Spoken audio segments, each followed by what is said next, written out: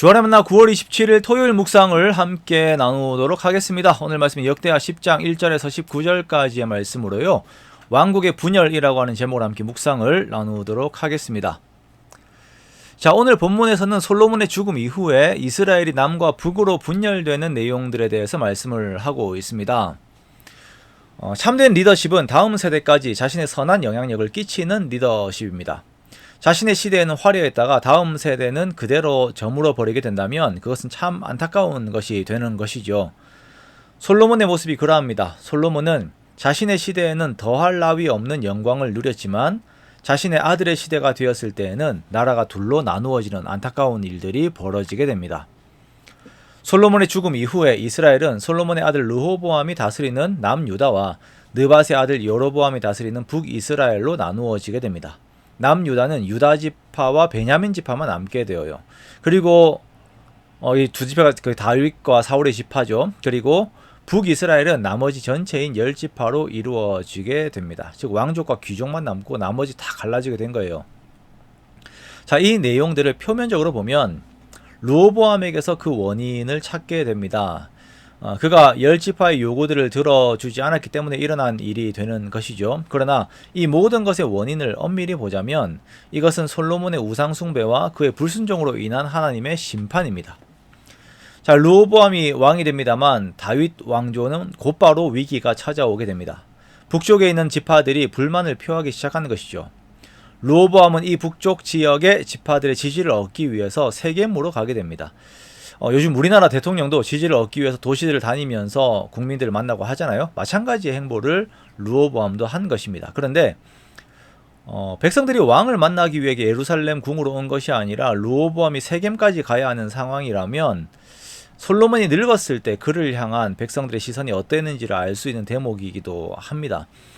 우리가 이제 지난 본문을 보았을 때에 외국의 왕들도 솔로몬 만나려고 이렇게 한 해마다 이렇게 일정을 기다리면서 이렇게 솔로몬 만나보고도 했었는데, 그런데 지금은 이제 백성들이 왕 만나러도 안 가는 거예요. 그래가지고는 르호보암이 백성들을 만나기 위해서 그들의 의사를 좀 듣기 위해서 세겜으로 가야 하는 그러한 상황까지 된 것입니다.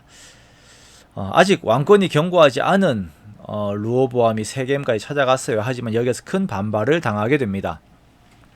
솔로몬이 백성들에게 지은 고역을 가볍게 해달라고 하는 요구를 들은 것이죠. 성전을 지을 때만 해도 솔로몬은 이방인들에게만 노동을 하게 하였습니다. 그러나 솔로몬이 타락하게 되면서 그 모든 짐들을 백성들이 고스란히 지게 된 것입니다. 모든 경비와 인력 그리고 노동력은 백성들에게서 나오게 되었고, 이러한 고역들 안에서 이루어진 솔로몬의 영화는 백성들의 지지를 얻지 못하게 된 것이죠. 자, 그래서 백성들은 이번에는 그래도 새로 세워진 왕인 르호보암에게 기대를 먼저 가졌습니다. 그래서 자신들에게 지워진 무게를 좀 줄여달라고 요구를 합니다. 자, 그러자 르호보암은 이제 바로 답을 못하고 이 일에 대해서 사흘 후에 세겜에서 다시 답을 주기로 합니다. 자, 이 문제 앞에서 우리는 르호보암의 신앙적인 태도를 보게 됩니다. 자, 여기에서 이제 르호보암은 율법서를 통하여서 그 안에서 답을 얻지를 않아요.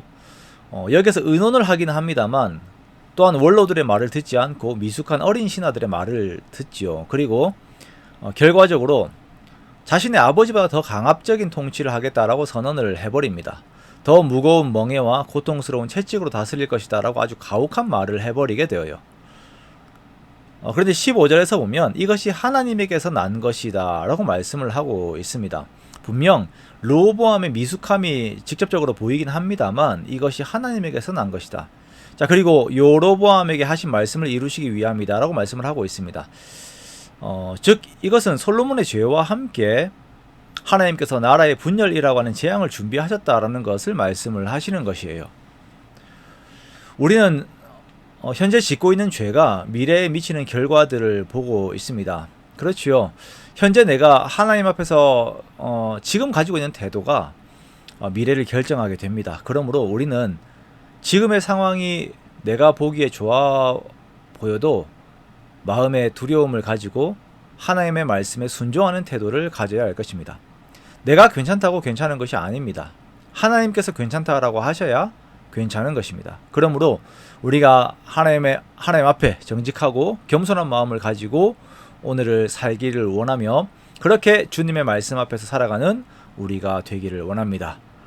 오늘 주어진 하루도 그렇게 주님 앞에서 더욱 정직한 저와 여러분의 그런 복된 삶들이 되시기를 주님의 이름으로 축원합니다.